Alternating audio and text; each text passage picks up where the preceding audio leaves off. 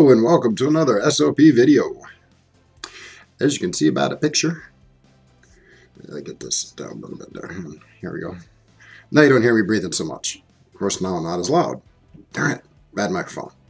Anywho, yeah, be winter ready with the events of the last week, and we're going to get another round of it here pretty soon. I think a lot of people were caught off guard, especially down south where, winter weather isn't usually a thing, although they've had it in the past. Right now there's people without power, and some of them are in jeopardy of losing their gas.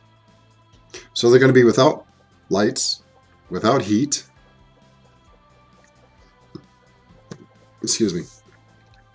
And they're going to be putting a burden upon the mechanisms in place to help those less fortunate. Those who are fortunate enough and well enough off to have prepared who didn't are now putting an undue burden on the social systems that are in place to help those who don't have. What do I mean? Okay, the Salvation Army, designed basically to help those in need.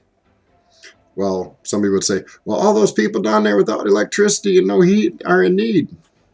Well, if they'd have listened to people like myself and many others about being prepared in advance, then they wouldn't be in need in the first place.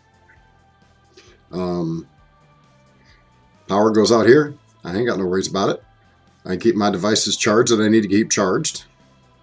I have electric heat, but that's still not an issue because I have a way to keep my house warm. I have a stove. I know how to warm up rocks in a fire pit and use them underneath the bed to keep the room warm during the night. It's all about being prepared, folks. So I guess this is more of a PSA or a you over there. Why didn't you prepare? Who knows? Most people don't realize that they need to prepare until it's too late. And by the time it's too late, they've become a burden upon others, because now somebody's got to carry their weight as well as their own. Or they become the problem and get desperate and figure, I'll just go take what I need, creating an even bigger issue in the end. So if you're the mindset that you're just going to go take what you need to stay warm or stay fed, be careful, because there are people like myself and others who, we prepare, are willing to defend what we have should we need to. No, I'm not advocating violence of any kind. But if you come trying to break down my door to take something that I have set aside for my son, which in turn means you're going to be harming my son, yeah, I'm not going to be a very nice person. If you walk up to my door and say, hey man, Dave, I'm desperate, man, I ain't got nothing. I ain't got no food. Can you help me out? Well, dude, what have you got that we can trade for? Because this isn't going to be a one-way street. You're not going to come just take. If you're willing to work with me, I'll work with you. But if you say you ain't got nothing and it's just you, I'm going to tell you, dude, if you can't help me out by doing some work or provide me with something that I need, I can't just go giving away everything I got, because then I'd have nothing left anyway. But if you could bring me something that I need, or help me build something or work on something around here that I need worked on, then yeah, I don't mind helping you one bit. Or if you've got a kid, you can prove you got a kid, don't just walk up and go, I got kids. If you can prove you got kids, then, I'll help them out. With or without you doing something in return. I'm not going to make a child suffer.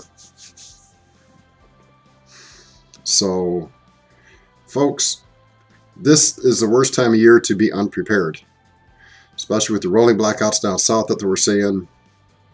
And it's not the only place.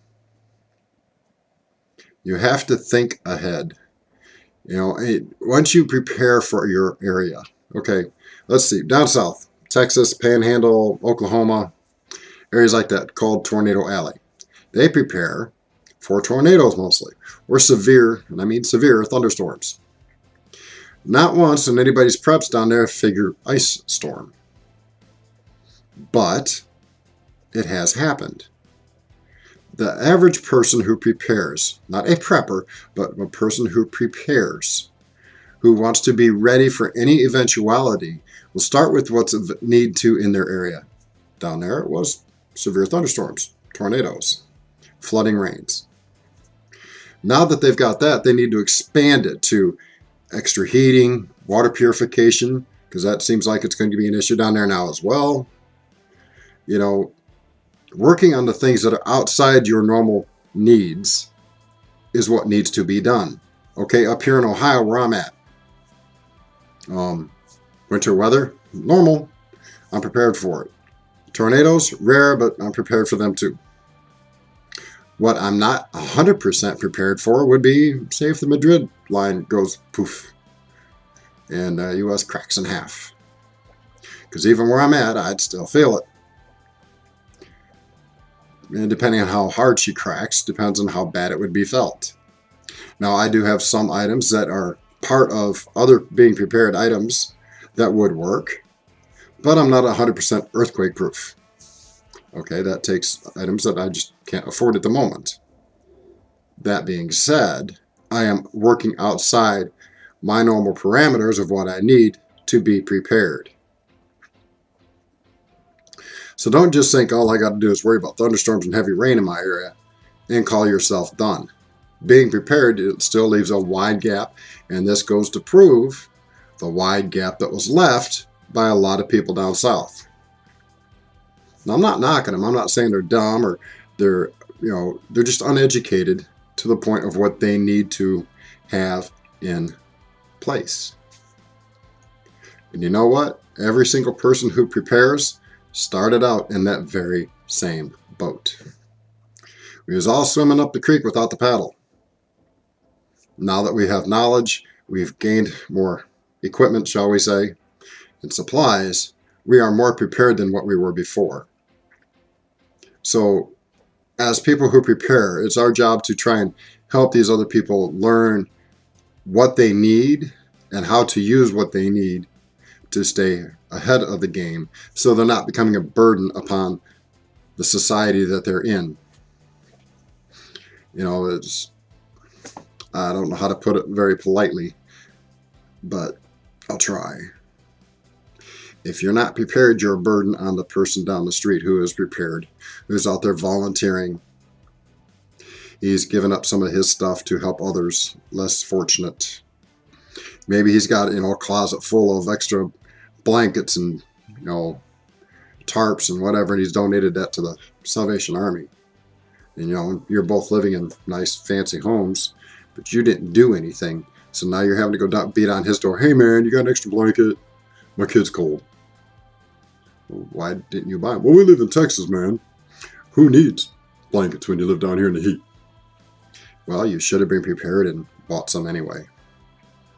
So my point is, don't just take the lazy way out and expect the government to do it for you, because now you're a burden upon everybody. Excuse me. So please, for the love of God, or in some people's case, whatever deity you pray to, we all know where I stand.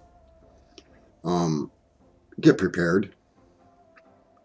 The fun and games of poking fun at people, we're past that now. It's time to help others stay ahead of the game. And if you're not willing to help people stay ahead of the game, you're becoming part of the problem. Like I've said, I have bags set up to donate to other people. Both food bags, small gear bags with the essentials, fire lighting, marking so they can write down on pieces of notepad paper, the very, very basic 5 items you need. So if you're not willing to help, you're going to become part of the problem.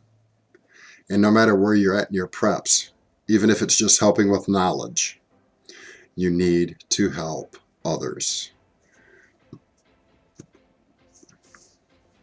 And if you're not, I don't know what to tell you. In 4 months, everybody's going to look back at the winter. Oh man, that was rough, but we got through it. How'd you get through it? Oh, we went down to the Salvation Army and we slept in warming huts and rooms and hotels, and we stayed at the auditorium for 2 weeks. And really, and how was that for you? Oh, man, it was rough. Wouldn't it have been nice to sleep in your own bed? Yeah, it would have. Why didn't you? Oh, I didn't have no way to keep my house warm. Whose fault is that? Oh, the electric company. No, it's your fault. It's your fault for not being prepared well enough in advance to deal with the situation. Don't blame the electric companies. Don't blame the power companies. Don't blame the government. It's your job, and this goes for anybody and everybody who listens to this. It's your job to prepare for yourself and your family. If you cannot prepare for yourself and your family, then you are part of the problem. So I highly recommend and behoove you to go get prepared. Now, for some people right now, it's too late. They're sitting down there in frozen weather with no power. Water's running low. Rolling, there's a possibility of the gas getting shut off in some areas due to frozen pipes. In some areas it already has been. I wouldn't want to be down there. I know what it's like to be cold. I live up north. I personally can deal with it. I have the stuff here to stay warm. I have extra thick clothes if I need it. I have lots of extra blankets should I decide not to turn on any heat at all. I have stuff to keep my kid warm. I have stuff to cook food if we need to, without power. I'm not doing this to brag, folks. I'm doing this to show you that even somebody like me who's on disability, who is disabled, can still get this stuff done.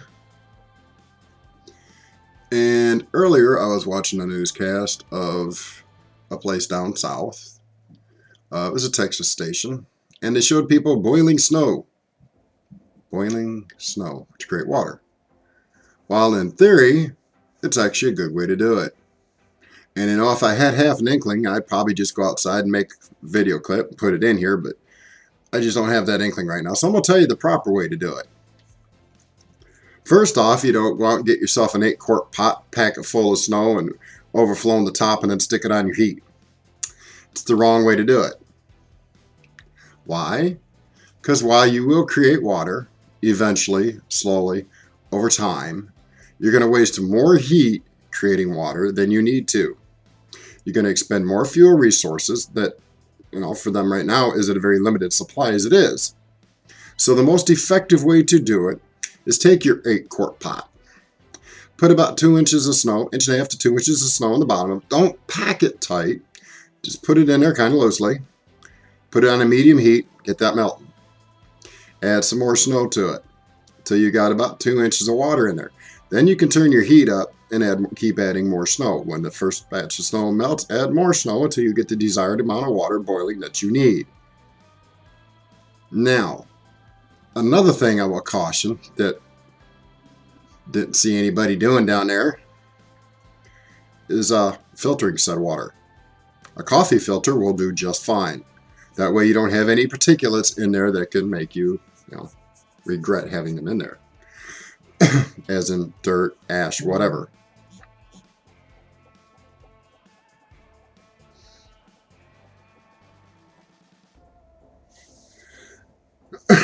Sorry, I had to read something. So, learning the proper way to do it is just as important as learning how to put your shoes on the right feet. You're not going to go very far if you put them on the wrong feet. Your feet will kill you, and when your feet hurt, the rest of you hurts. So, where are we going with all this? Like I said earlier, it is your responsibility, not the government's, not your mom and dad's, not your aunt and uncles, not your brother and sister. It's your responsibility to make sure you're prepared.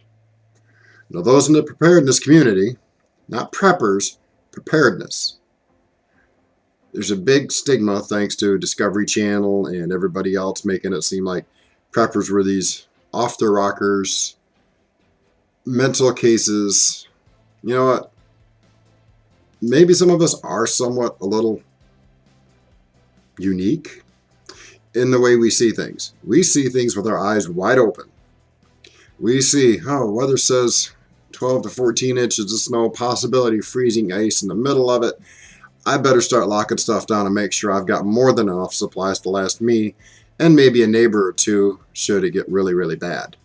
Should nobody be able to get to the store, which I seen a picture today of a line of people standing in 4 to 5 inches of snow with shopping carts waiting to get into a grocery store. What do you think the shelves are going to look like when they get in there? Empty. Okay, that's a problem. All those people drove there in nice fancy cars because the entire parking lot looked like relatively nice cars.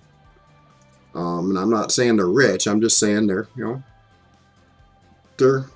able to take care of themselves. Failed to prepare enough to where they didn't have to stand in that line of 20 plus degree weather. Still below zero or below freezing, below Celsius, 0 Celsius. Standing out there bundled up like Eskimos, hoping and waiting in line that when they get in there, there'll be something that they can get. Not just that they need, but something that they want to get. So, whose fault is it? Their own. Now, while I wish I had the financial wherewithal to load up a couple semis, and I do know some trucking companies still, if I had the wherewithal, I'd load them up, ship them down there and say, hey, go to this parish, or go to this community, go to that one, and, go to the orphanages and fill up the orphanages full of food, and hit the old age homes and fill them up full of food, and the last truck or two go here and, pass that out. But I'm not rich. But I use the same mindset for the people around me. I make sure I have more than enough to take care of me and my son and help a neighbor or two who needs the help. Not because somebody was just too doggone cotton picking lazy to get off their butt after they've been told numerous times over the last several years by myself and many others to be prepared for emergencies. And I went to Walmart this morning. Got me a ride up there because it's too doggone cold and I ain't walking through knee-deep snow. Yeah, I can, just didn't want to. Excuse me. I get into Walmart today, and there are several areas in the aisles that were kind of bare. One of the funniest things was there's plenty of canned soup, but a majority of the chips and other snacks, empty. Now, mind you, I do buy a bag of chips for my son and a bag of chips for myself once a week. That is our treat. That's our snack. It's on the weekends. It's a treat. We don't live on it. And I buy us a couple of those 50-cent pies, too, to have with our dinners on the weekends. But as far as meats, lots of meat, which is odd because it's been rather short lately.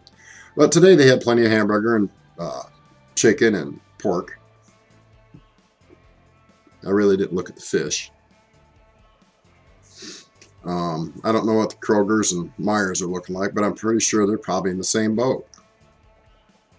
People are hitting the wrong foodstuffs to fill their guts. And like I said, yeah, I enjoy a bag of chips once a week. So does my son. But we don't live on chips. We don't live on snack foods. So the people that are running out to buy this stuff are buying the wrong food. They're going to eat some of that and they're still going to be hungry. Then they're going to go raid the refrigerator and whine and cry because they don't have nothing left tomorrow when they ate it all today. Then they're going to run back to the store and buy more crap. That's what they're buying is crap. And in a day or two, they'll be out again. And, therein lies the whole process. They're buying the wrong stuff far too often, wasting way too much money, and they're still not prepared. Now, if it was me, and I've done this before, that's how I can say it, I would buy several cans of soup, then buy 1 or 2 extra cans above and beyond what I normally would buy. I'd buy me my box or 2 of crackers, 1 box of crackers for 4 cans of soup, and I buy the large cans. I buy a box of ramen noodles, a 12-pack, because my son and I love the way I fix them. They make a great lunch on the weekends. It's not a primary source of food, so I don't want to hear a bunch of negative Nancy's in the comments below. I'm sure there'll be 1 or 2 anyway. So instead of just running out and buying the junk, buy the stuff that will survive in a cupboard for 2-3 years. That way, if this happens next year, you have extra. You don't have to run to the store to go out and buy more. You can sit on your butt at home and snicker, looking out the window, laughing at people trying to go down the highway with their cars with bald tires because they're not prepared, sliding all over the place, and can't get nowhere. And then they'll be the first ones to line up at the Salvation Army and the food bank saying, "We ain't got no food." Whose fault is it? Should have been better prepared. Don't rely on the government. And just so you folks might not have heard this yet, FEMA can't pay its own doggone bills because there's been so much mismanagement of the resources that they have spent out as into other areas and other areas of disaster. Puerto Rico rings a bell. That everything they sent down there, which put them at budget, slightly over budget, was mismanaged, so they had to send more stuff. Well, when you spend your budget sending stuff, and then the stuff that's supposed to be delivered isn't getting delivered, and you send more stuff, what happens? You're going broke. And with the current political, socio-economical, I can't even speak. Words are difficult. With the current climate in Washington that it is, a lot of programs are receiving less funding than they should be. Now, I will say this, I do believe FEMA should be well funded because it's for disaster, keyword is disaster, emergency management. Tornadoes,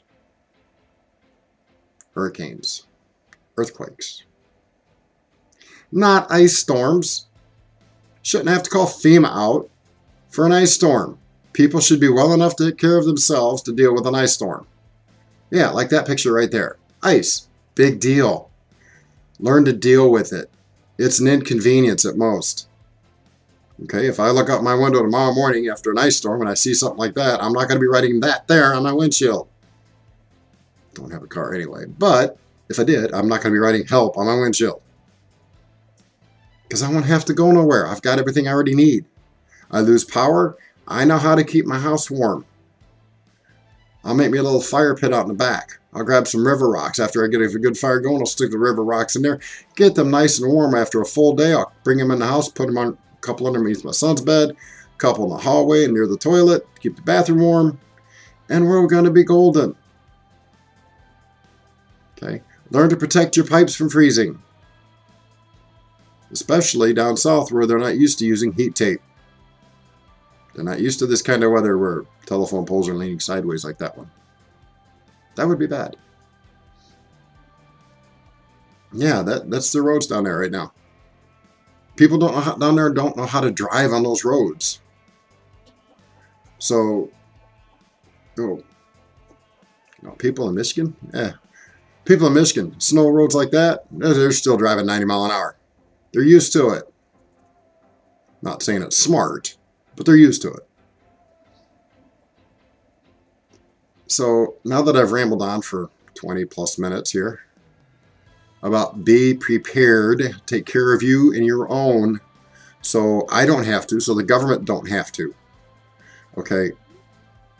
Just learn. If you don't have the answers to your questions, if you can't find somebody to say, hey, this is what you need, myself, Gil over at Camp Patton Family Compound, and numerous others. Well, some have sold their soul, I believe, to get monetized and make a fortune off their own wares. There are still quite a few people out there that have, good information. Some of them have went and sold out and now are nothing more than buy my stuff and you will live kind of crap. Forgive me, but that's just the way I look at it. I'm not going to ask you to buy anything of mine because I ain't selling nothing. I'm not going to ask you to go buy this t-shirt because it's got my logo on it and it'll keep you nice and warm on a 110-degree day, maybe. All right, there's a place to spend your money for your preps and a place not to. Buying t-shirts and coffee mugs and specialty pocket knives with their name emboldened on them, excuse me, is not the place to be spending it. Now, if you got a little extra and you want to support that channel, then that's fine. But if you're like me, who lives on disability and don't have a whole lot of funds to be thrown around the world, buying extra canned goods when I can, maybe buying some extra slingshot ammo or a package of arrows for my crossbow, that's what I need to take care of. Going out and occasionally, support Such. He does really good reviews. He's also got a prepping channel, if you want to call it that, being prepared. So I supported him. And there are other channels. I'm not going to name them here. Go out and do your own research. But anything you hear from one channel, check to see if other channels are saying the same thing. And if the channel you think you like is filling your head full of all kinds of cool stuff, but they're the only channel saying that, you may want to question what they're saying. I only speak the truth. Gil only speaks the truth. And if I can remember, which I probably won't, but you know what? I'm pretty sure Gil himself will pop in the comments below, and if he does and puts his own link in, I will pin it so it'll be the first pinned comment. Get information, people, and be prepared if you're not prepared already. If you don't have answers to questions, PM me. Heck, ask me right out here in the comments below. I don't care. I ain't bashful. I ain't going to charge you for it like some of these other, if you ask me a question, it's $1.95 per hour or whatever. I've had people, just trying to check out their mentality and see how they do things. I've asked, hey, what do you think I should be doing? How should I be doing this or that? Or, well, if you give me $20, I'll give you an in-phone consultation over the phone. And we'll discuss what you got and have you send me pictures. And whoa. I ain't sending you pictures of nothing. What I've got is what I've got, and it stays what I got. You try coming into my house, you're not going to be very happy.